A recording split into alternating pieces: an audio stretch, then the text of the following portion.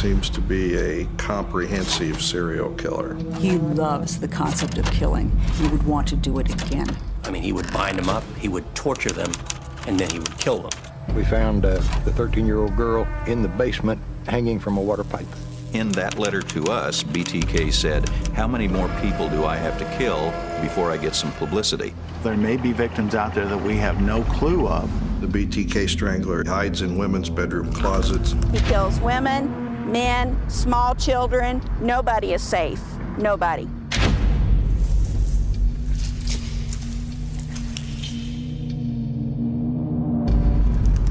You can feel the spring storms blowing back into Kansas. This is a live look from SkyTracker in downtown Wichita. Clouds already rolling in, bringing with them the promise of a stormy weekend. This is the story of one of the most extraordinary events in criminal history.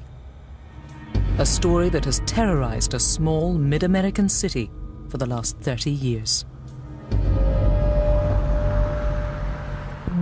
The conservative city of Wichita, roughly the size of Coventry, is slap bang in the middle of the American heartland. More power to the hour, more bounce to the ounce, 'cause we are... With a population of just 500,000, the city prides itself on its friendly, peaceful community. But Wichita harbors a dark past that has recently returned. In the 70s, this peaceful community was shattered.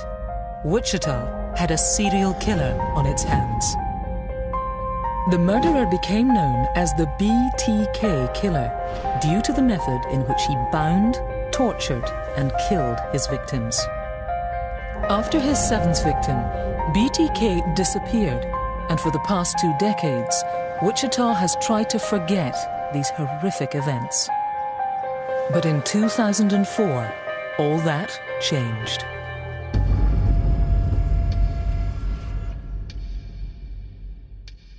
This is Kate News on your side. Good evening, everyone. Breaking news tonight. A letter sent to the Wichita Eagle is now believed to be from the BTK Killer. It's a story that broke first on Cake late this afternoon. Now, the BTK Killer hasn't been heard from in decades, but now it appears he may be back.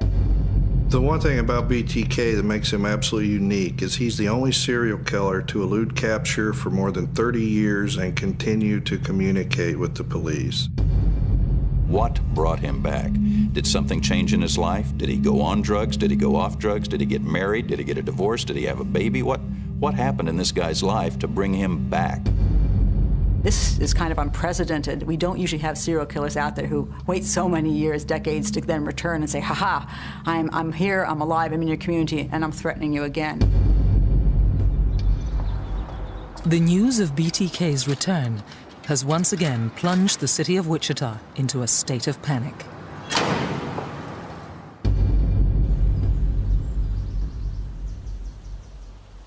One man knows more than any what BTK's re-emergence could mean for the community. Now retired, Benny Jawatsky was one of the original detectives to work the case. There was always a feeling, even after I retired, that that was the one case that we weren't able to solve or identify the killer. And then to have him resurface, of course, brought hope again that maybe a new investigation, new forensics, new minds, new detectives on the case, and might bring this to a solution. During the 70s, murders in Wichita were a rare occurrence. But the events of one cold January day would change that forever.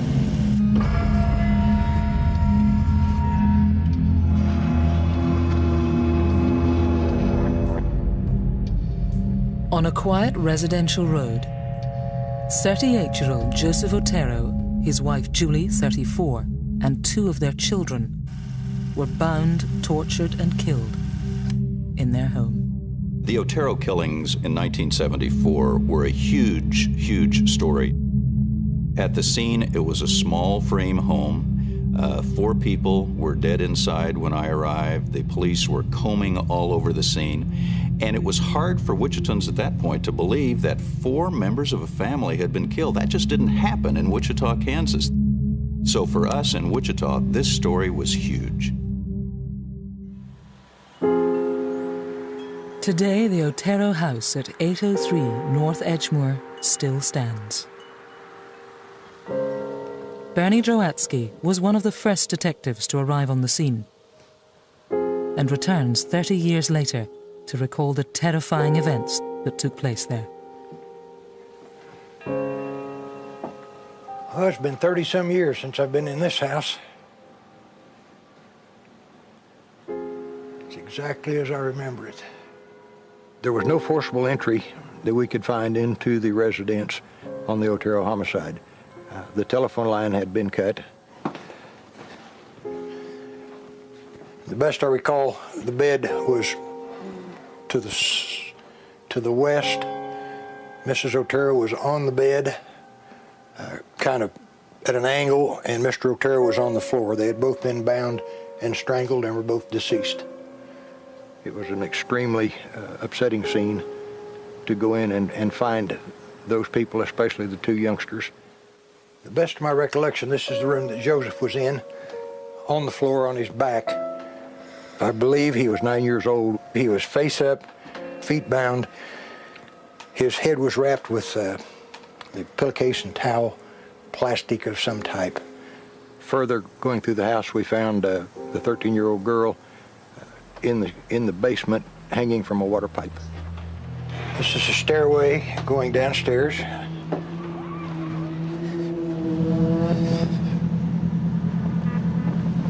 This was where the little girl Josephine was found hanging, in this basement.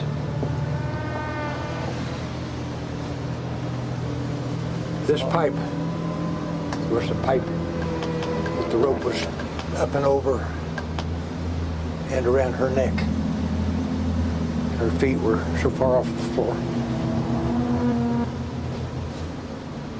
In all of these homicides, there was no sexual attack on any of the victims, but there was semen left at many of the scenes. So I'm sure there's a sexual gratification of some type to these killings. BTK Strangler is a sadist. He loves watching people suffer. When he killed the Otero family, he probably enjoyed very much killing one and having the other family members have to hear their loved one dying. The person who went there had to control 4 people, had to tie them up and torture them for a long period of time, and this was broad daylight. The killer in this case really spent time watching the house, knowing what was going on. He did a lot of surveillance. He had to know what the family did. He had to know that Joseph Otero, the father, would also be there at some point. Over the period of time that we worked these cases, what did we overlook or what did we miss? Somewhere there had to be a clue that we didn't pick up on. It'd be a blessing to have closure to know that the person responsible for this had been apprehended. It really would. Despite a thorough investigation into the Otero murders, the police had no leads and even struggled to find a motive. Once you've committed a crime to this extent, you are a serial killer. A person who commits a crime like the Otero family killing is going to want to go on and do something else. In 2004, the small mid-American town of Wichita was shocked at the news that its most notorious serial killer returned after a 25-year silence. The BTK Strangler, so called because of the way he bound, tortured, and killed his victims, began his killing spree back in January 1974, when he brutally murdered 4 members of the Otero family. Regardless of who the target was in the first murders, the Otero family murders, we see an element of enjoyment there. This killer really enjoyed killing the family, each one of them individually, and he got a sexual release from that. This puts him over into the category of serial killer already, that he loves the concept of killing, and he would want to do it again.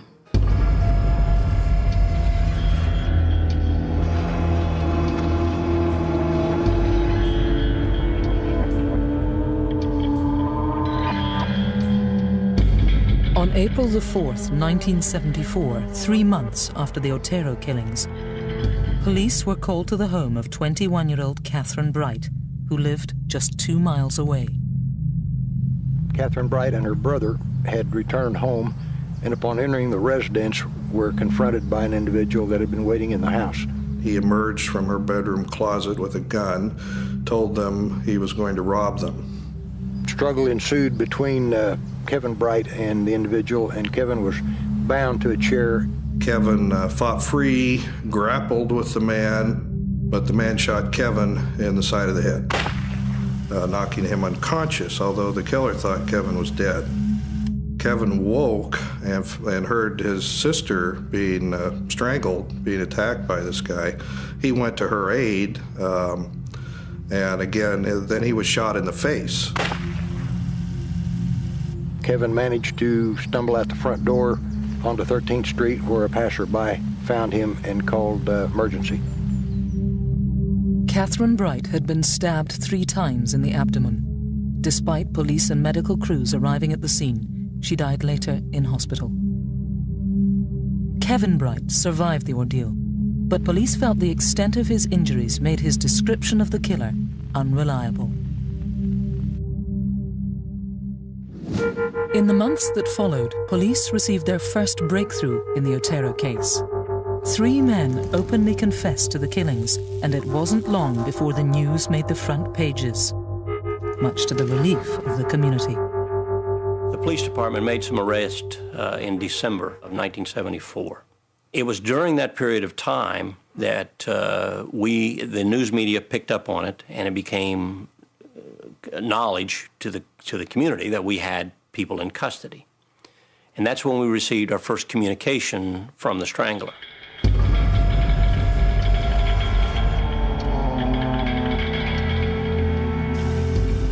On October the 22nd, 1974, a man called the Wichita Eagle newspaper and directed them to the public library, where they would find a letter hidden in an engineering book. The police were immediately notified, and the letter was retrieved by lead detective Bernie Jowatsky. Upon retrieving that letter and bringing it back and reading the letter, we determined that it most definitely was from the individual who had been in the Otero house and had committed all 4 of the killings. The letter said, those 3 guys didn't do it. I did it, and here's how you know I did it. He went on to describe in detail what the Otero crime scene looked like. The police realized that only the killer could have known those details. There's some speculation that he actually photographed the scene, all of his scenes, and that's how he kept all these details straight. The letter, filled with grammatical errors, was from the killer himself. He took sole responsibility for the Otero murders and went on to reveal accurate details of the crime scene. The killer spoke of a monster that couldn't be stopped and signed off with a signature that would become his trademark, as well as a chilling promise of further victims.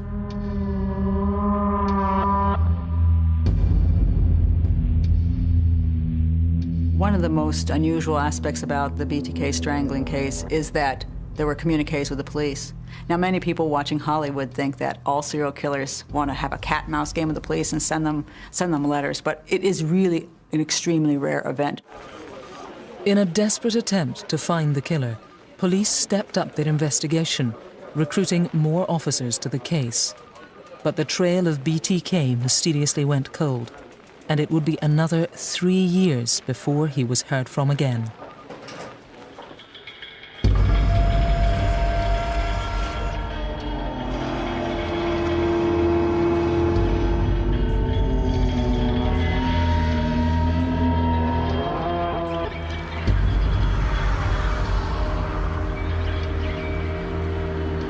With the next murder would have been Shirley Vian. Shirley was a single mother living alone with her 3 children. As I recall, the oldest child was like 8, and then there were 2 younger children. Apparently, at one point in time, an individual had stopped one of the children on the street and showed a picture of a person and asked if he knew that person or if they lived there. The child didn't apparently know that, and then later, apparently the same man appeared at the door and gained entry into that residence. Once he was in the house, he pulled a handgun, again, similar to the Catherine Bright murder, told them he was going to rob them, put the children in a bathroom.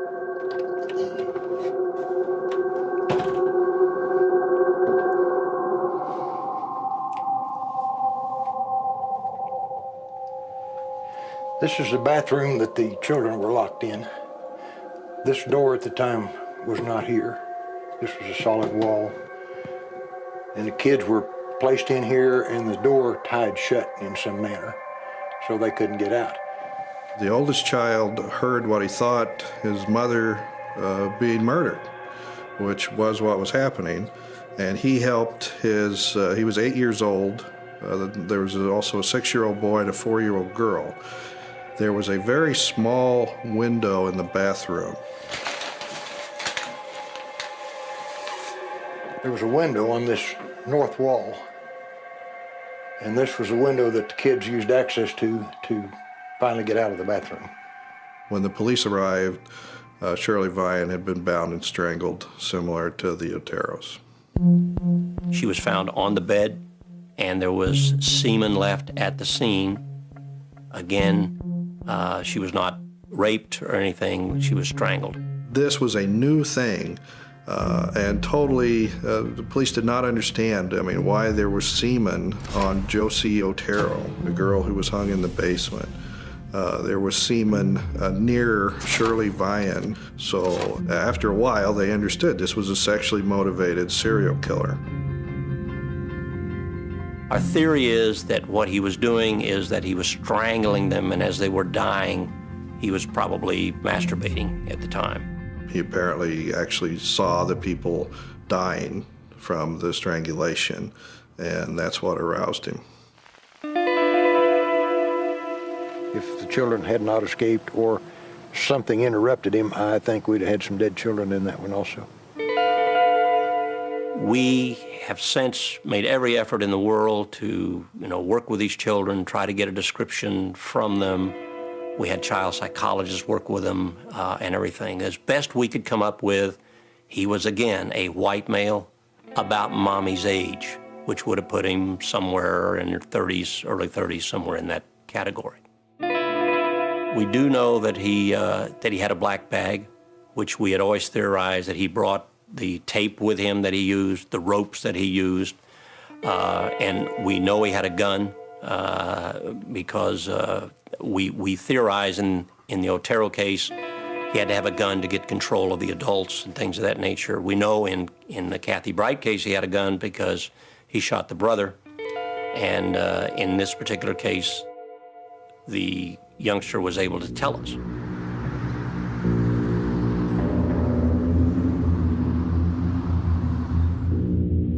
Because of the similarities between the Otero, Catherine Bright, and Shirley Vian murders, police suspected it may be the work of the same individual, but were baffled by the 3-year time gap between killings.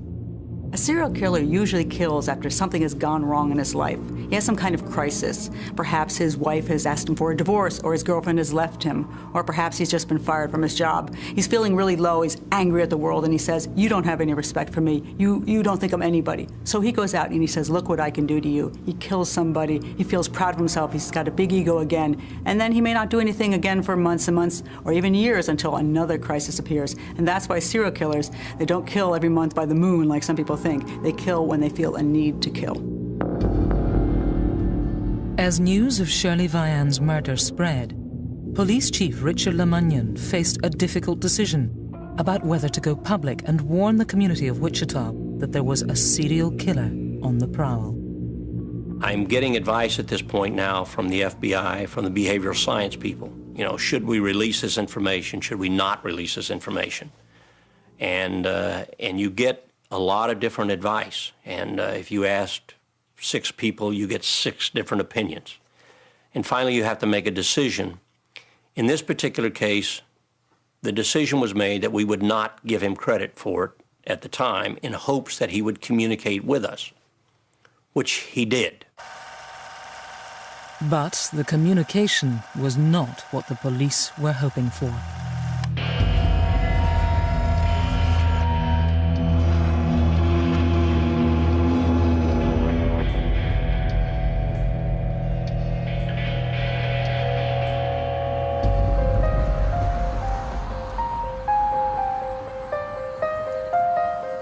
About 8:20 a.m. on December 8th, Friday morning, 1977, a caller told a police dispatcher, and his call was recorded, you have a homicide at 843 South Pershing, Nancy Fox.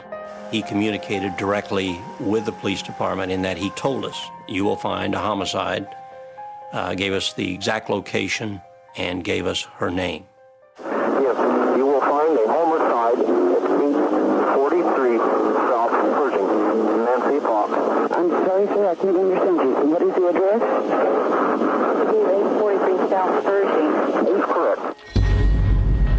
Wichita just started a new system, which was brand new then, now well known as caller ID. So the caller did not know that the dispatcher knew where the call was coming from, and a police officer was there within 2 minutes, but the caller, the BTK Strangler, was gone. They then dispatched 2 officers to 843 South Pershing to check the residence. They did not tell them the purpose of the call. They just wanted to check. And I've interviewed one of the officers who was there. He said they initially walked around the house, and in the back they found the back window was broken and the telephone line cut.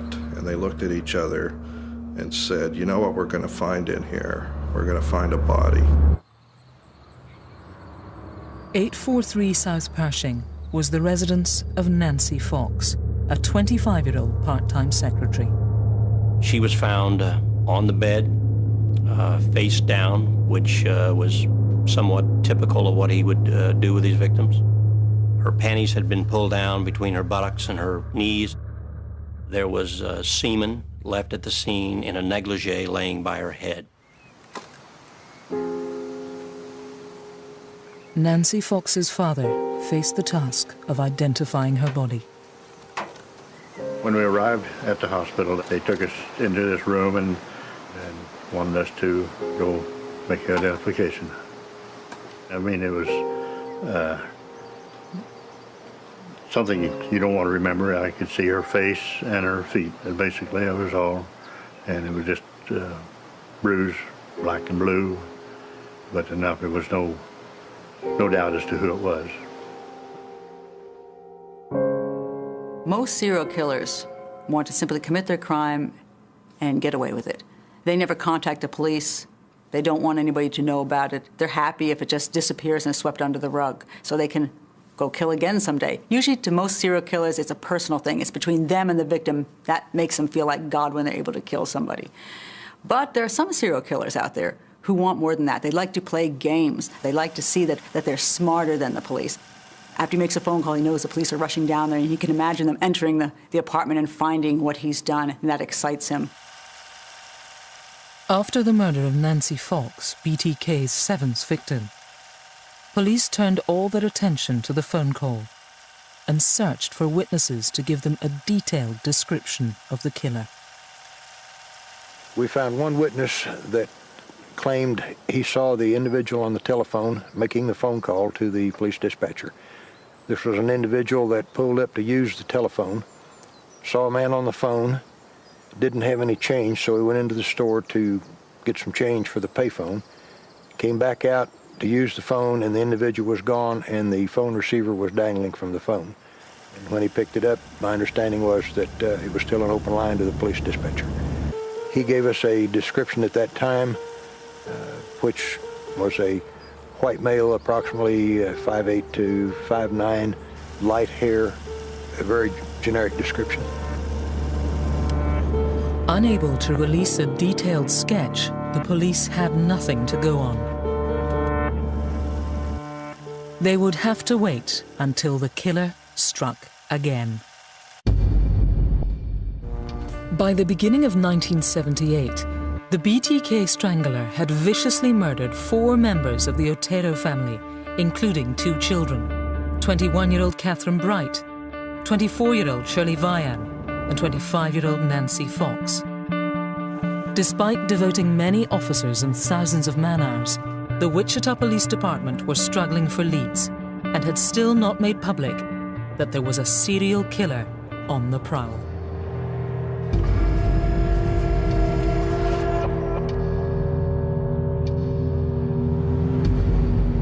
In January of 1978, the BTK sent a postcard in an envelope to the Wichita Eagle newspaper. It had a poem called Shirley Locks and was signed BTK. The first line was Shirley Locks, wilt thou be mine? I think that was what it was.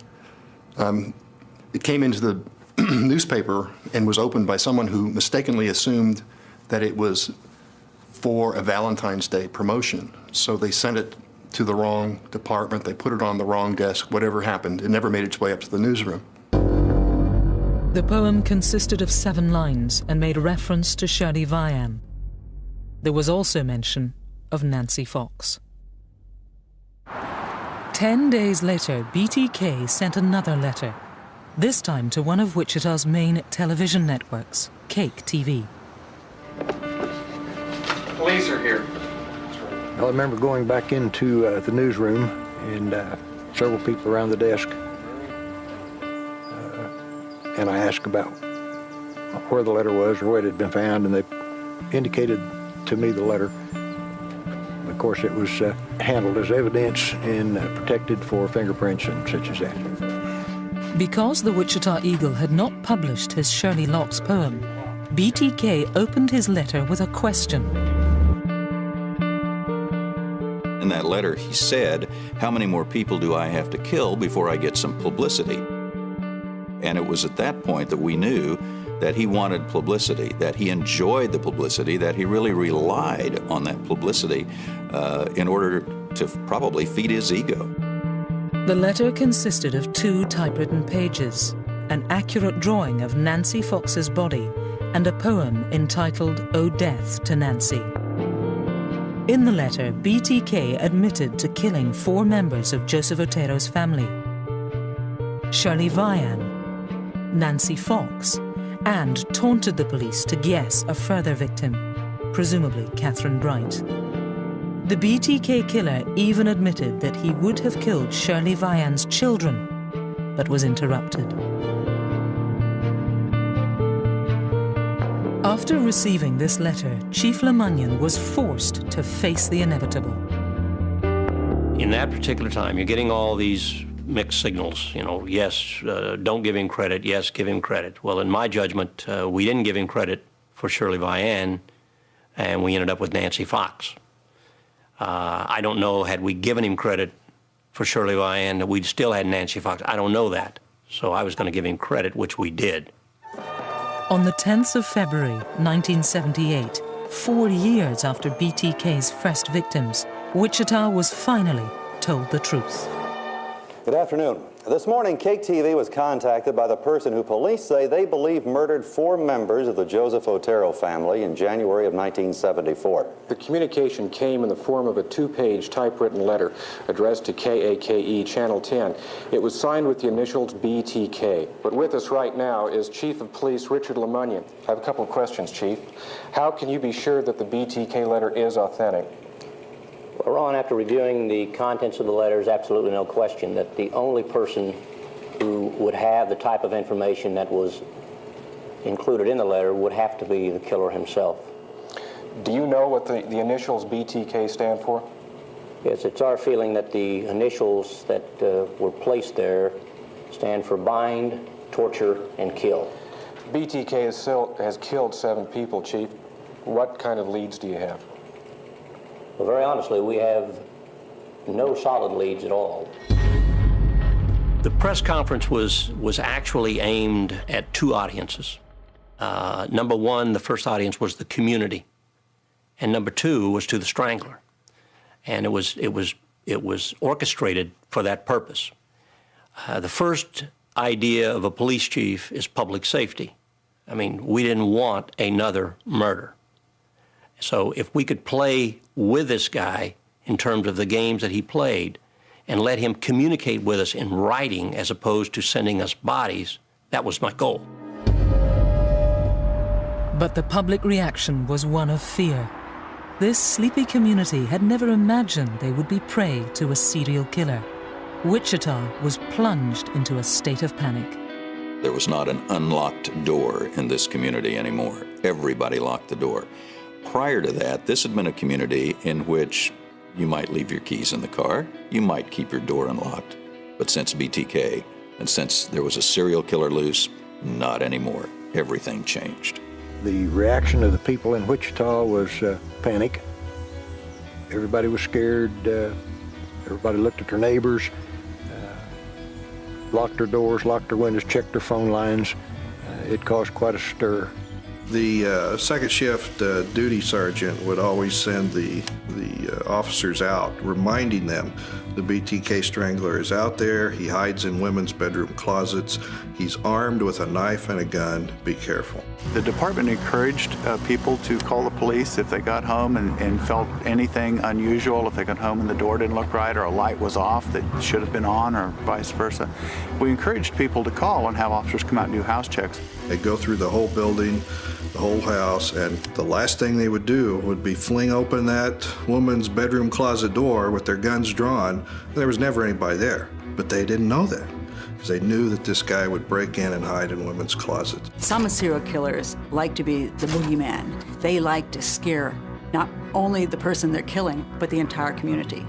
These kind of serial killers love a lot of publicity. They like having their stories in the newspaper. Many of these guys will do odd things at the crime scene just to make it look even creepier, so that people get more and more terrified, and they start being afraid to walk on the streets at night, they're afraid to enter their apartments. That gives them a thrill of not only controlling one crime scene, but essentially controlling an entire city. At the height of the panic, once again, BTK mysteriously disappeared. And it was to be another year before he was heard from again.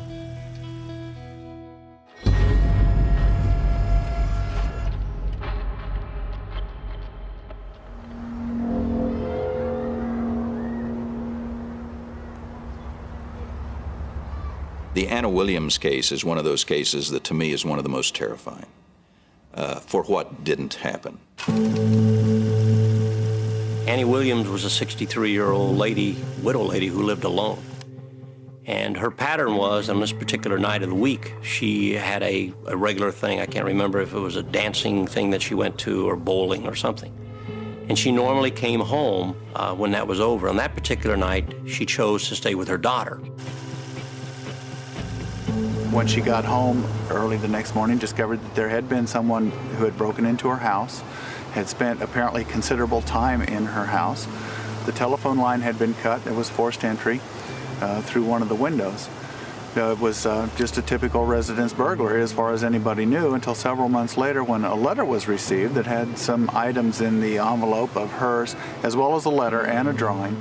I won't describe the drawing, but it was, the drawing that he sent was quite horrifying. Obviously, it goes along with his theme of bind, torture, and kill.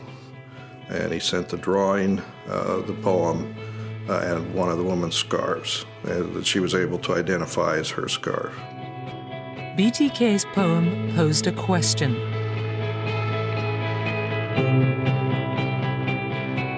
It also stated that Anna Williams would have been victim number 8. To me, that's very terrifying, and for many women in Wichita, that was an incredibly terrifying moment, because all of them could imagine that happening to them, and what would they do? It's very scary. Anna's reaction was to the point that she was so upset that she left the state. She was afraid, apparently, that he would come back or keep trying, so she did leave the state.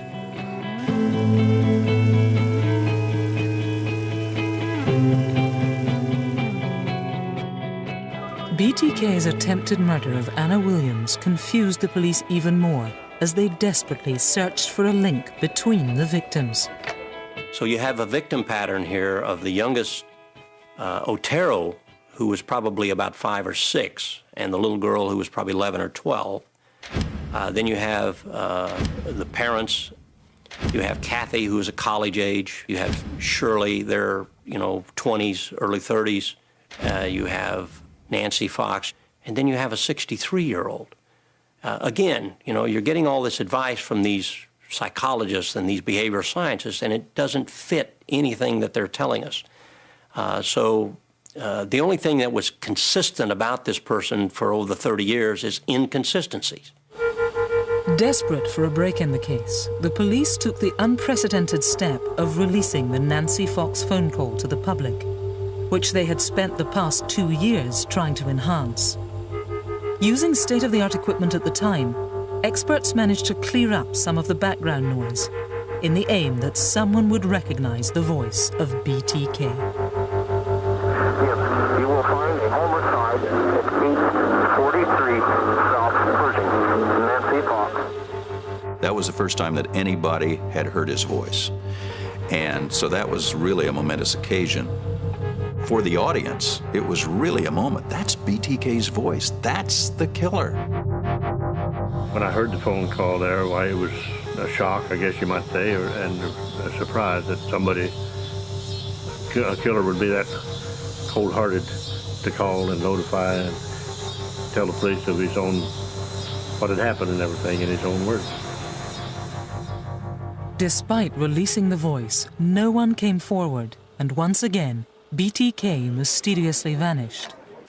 3 years after the Anna Williams incident, police still had no clues to BTK's identity, and the FBI became fully involved. In 1982, the federal government started funding a program through the FBI called VICAP, Violent Criminal Apprehension Project. And in 1984, money was appropriated for the Wichita Police Department to work on catching this violent criminal who had not been apprehended, the BTK Strangler. So with the federal money and city money, they devoted eventually up to 8 officers to work on this case full-time from the summer of 1984 until the summer of 1986. Ghostbusters was the BTK task force, and it was a group of individuals that I put together specifically to work on the BTK case. Their number one priority was to identify the individual, and short of that, to make sure that we had everything that we could do from an investigative standpoint done. They used computers, profilers, DNA testing. As far as I've been able to determine, the first DNA testing done in the United States was in this investigation for the BTK Strangler. Having first focused on the phone call, attention moved to the letters received from BTK. He sent copies of his letters. He did not send originals that he had typed. Apparently the copy machines of that era printed an image a little bit bigger than what it saw, so that made it impossible to positively identify a typewriter should a suspect typewriter ever be located. With the help of Xerox Corporation in Rochester, New York, we were able to identify the brand and make of toner and the brand and even the length of the roll of the paper that one of the copies was made from. So we were able to pin it down to one particular copy machine on the campus at Wichita State University, which unfortunately for us was a public access machine open to any student or employee or person who wandered in there. So at that time it led to some speculation that perhaps he was a student. The second copy machine was traced using the same methods to the second floor of the Wichita Public Library, which was just within a few feet of where the original letter was found in an engineering book. After 2 years of intensive investigation and thousands of man-hours, the Ghostbusters task force came up with nothing and shut down. Just about a month after the investigation had concluded, there was one last murder investigation that the Ghostbusters met to discuss. It was the murder of Vicki Wegerle. And they unanimously concluded that BTK did not kill Vicki Wegerle. It would take about 18 years before they found that they were wrong. Wichita's most notorious serial killer has not been heard from in over 25 years. But in 2004, all that changed.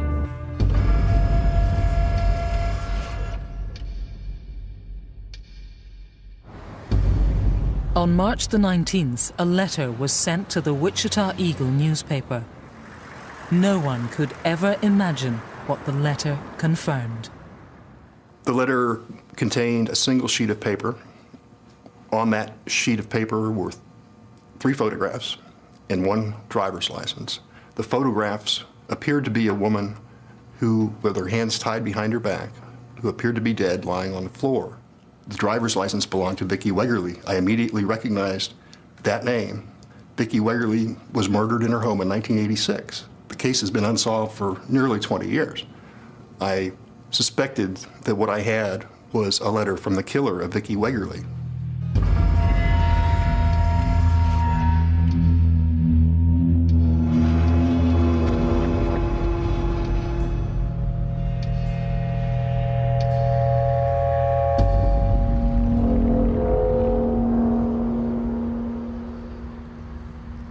The Vicki Wegerle case, the murderer came in the back door.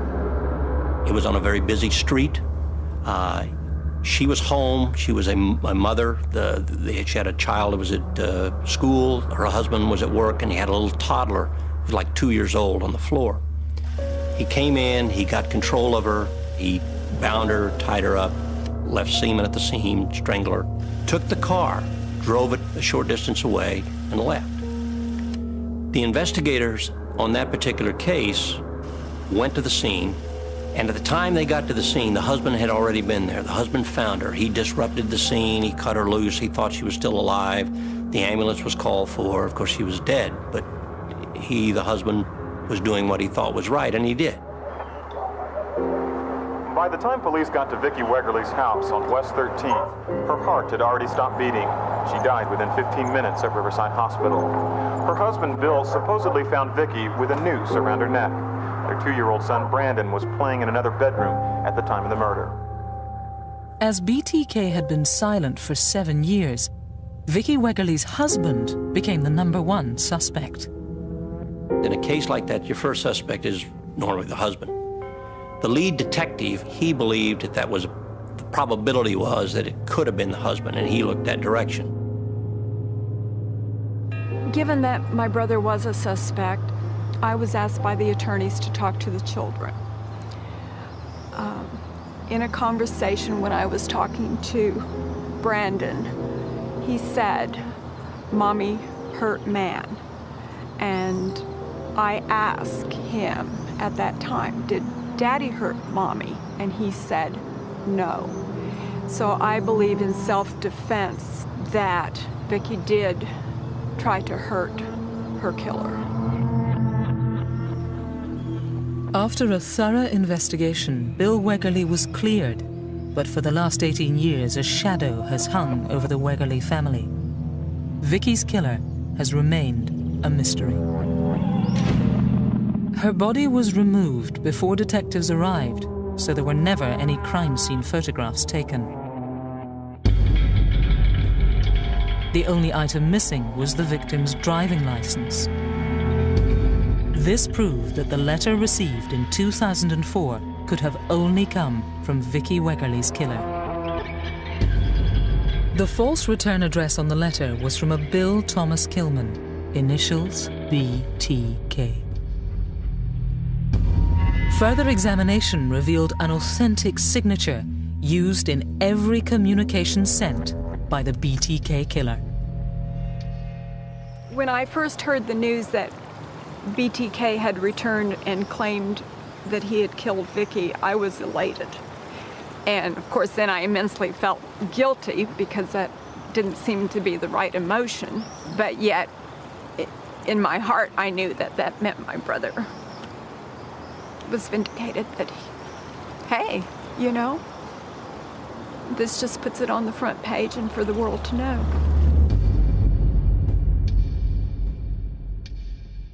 I thought I'd been writing a history book and that I was coming near the end of writing a history book, but there was a whole new chapter to be written. No serial killer has ever come back after a couple of decades of being silent and terrorized the community once again. That to me is the most shocking. What brought him back? One possibility is that he wants to have attention again, and he's getting his kicks sitting in his house playing this new little sick game of his.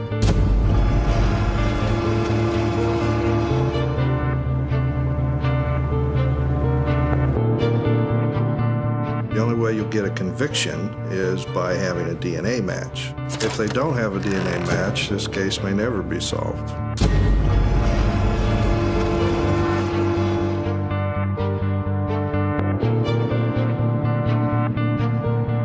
BTK could be our neighbor. One expert even said that you could be married to BTK and not know who he is.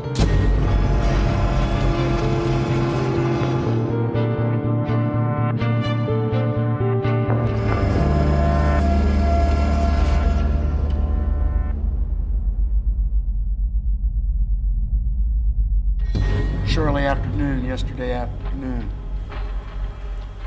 agents from the KBI, agents from the FBI, and members of the Wichita Police Department arrested Dennis Rader, 59, and a white male, in Park City, Kansas, for the murders. The bottom line, BTK is arrested.